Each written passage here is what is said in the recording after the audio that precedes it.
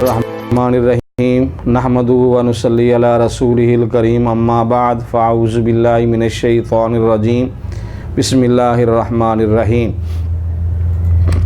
اللہ لطیف بعبادہ یرزق من یشاء وہو القوی العزیز صدق اللہ العظیم۔ میرے بھائیوں، دوستوں، بزرگوں، آج اس آیات کریمہ کے فضائل کے متعلق چند باتیں آپ کے سامنے عرض کرنا چاہتا ہوں۔ موجودہ حالات کے مطابق جو آج کل معاشی بحران ہے، پریشانیاں ہیں اور مہنگائی کا بحران ہے، جس کی وجہ سے گھروں کے اندر لوگ پریشان ہیں،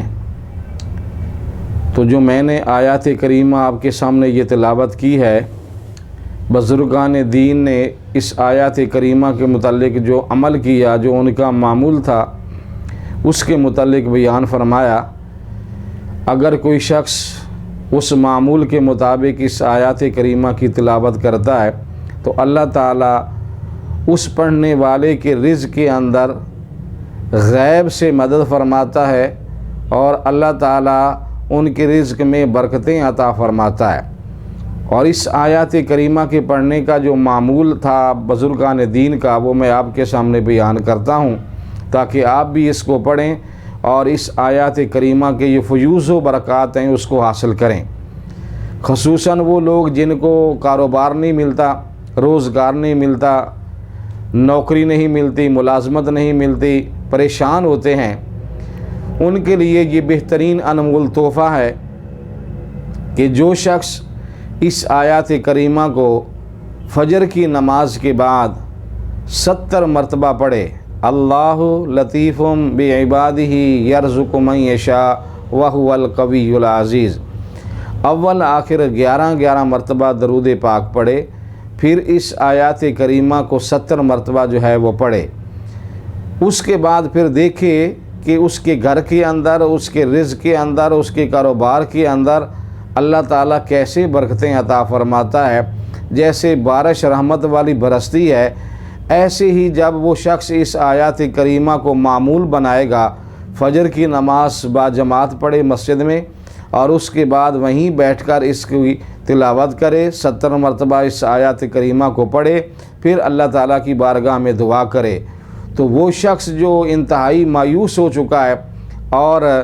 رزق نہ ہونے کی وجہ سے پریشان ہے، گھر کے اخراجات اس کے پورے نہیں ہوتے ہیں، اور بسا اوقات انسان اس عمل کی طرف جو ہے وہ چلا جاتا ہے شریعت نے جس سے منع کیا ہے، خودکشی کی طرف بندہ چلا جاتا ہے کہ میرے حالات ٹھیک نہیں ہیں، کام نہیں ملتا ہے، روزگار نہیں ہے، بچوں کو میں کہاں سے کھلاؤں۔ تو انشاءاللہ جو آدمی بھی اس آیات کریمہ کی تلاوت کرے گا، اس کا وظیفہ جاری رکھے گا، روزانہ فجر کی نماز کے بعد 70 مرتبہ اس آیات کریمہ کی وہ تلاوت کرے گا، تو اللہ تعالیٰ اس کو بہترین روزگار بھی نصیب عطا فرمائے گا اور روزانہ اللہ تعالیٰ اپنے غیب کے خزانوں سے اس کی مدد فرمائے گا۔ اسی طرح سورۃ طلاق کی آیات کریمہ وَمَن يَتَّقِ اللَّهَ يَجْعَل لَّهُ مَخْرَجًا وَيَرْزُقْهُ مِنْ حَيْثُ لَا يَحْتَسِبُ وَمَن يَتَوَكَّلْ عَلَى اللَّهِ فَهُوَ حَسْبُهُ إِنَّ اللَّهَ بَالِغُ أَمْرِهِ قَدْ جَعَلَ اللَّهُ لِكُلِّ شَيْءٍ قَدْرًا۔ یہ سورۃ طلاق کی آیات کریمہ ہے،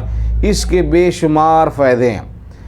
اس کے اتنے فیوز و برکات ہیں، میں آپ کے سامنے اگر بیان کرنا چاہوں تو وہ کر نہیں سکتا، اتنے اس کے فائدے ہوتے ہیں۔ جو شخص اس آیات کریمہ کو ورد میں لاتا ہے، اس کا وظیفہ کرتا ہے، جاری رکھتا ہے، یہ جو آیات کریمہ ہے اس کے بے شمار فائدے ہیں۔ اگر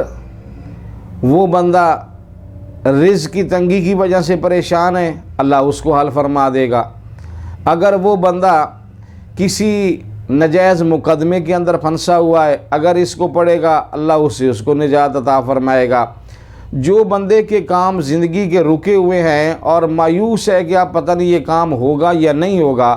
تو اگر وہ شخص اس آیات کریمہ کو پڑھے، اس کی تلاوت کرے، اس کا وظیفہ پڑھے، تو اللہ تعالیٰ اس آیات کریمہ کی برکت سے غیب سے اس کی مدد فرمائے گا، اور جس مقصد کے لیے بھی وہ اس کو پڑھے گا اللہ تعالیٰ اس مقصد کے اندر اس کو کامیابیاں نصیب فرمائے گا۔ مثال کے طور پر ایک آدمی کوئی کام شروع کرنا چاہتا ہے، پریشان ہے کہ پیسہ لگاؤں، یہ کام کروں، یہ کام ہوگا یا نہیں ہوگا، چلے گا یا نہیں چلے گا، اتنا پیسہ لگا رہا ہوں۔ تو اگر اس کام کے ساتھ ساتھ یہ اس آیات کریمہ کا ورد رکھے اور اس کو پڑھتا رہے تو انشاءاللہ اس کا کام کبھی بھی رکے گا نہیں، دن بدن اللہ تعالیٰ اس کے اندر جو ہے وہ ترقی اور برکت عطا فرمائے گا۔ اسی طرح جو شخص کسی پریشانی میں ہے، بچوں کی پریشانی ہے، گھریلو پریشانیاں ہیں، جہاں جاب کرتا ہے وہاں پہ کوئی مسائل ہیں، جس قسم کی بھی اس کی کوئی پریشانی ہے، اگر وہ آدمی اس آیات کریمہ کو پڑھتا ہے تو اللہ تعالیٰ اس آیات کریمہ کی برکت سے اللہ تعالیٰ اس کی پریشانی کو دور فرمائے گا۔ اور اس آیات کریمہ کے پڑھنے کا طریقہ یہ ہے کہ ہر نماز کے بعد 11 مرتبہ درود پاک پڑھے، پہلے اور آخر میں، اور درمیان کے اندر اس آیات کریمہ کو وہ پڑھے، چاہے 7 مرتبہ پڑھے، چاہے 9 مرتبہ پڑھے، چاہے 11 مرتبہ پڑھے۔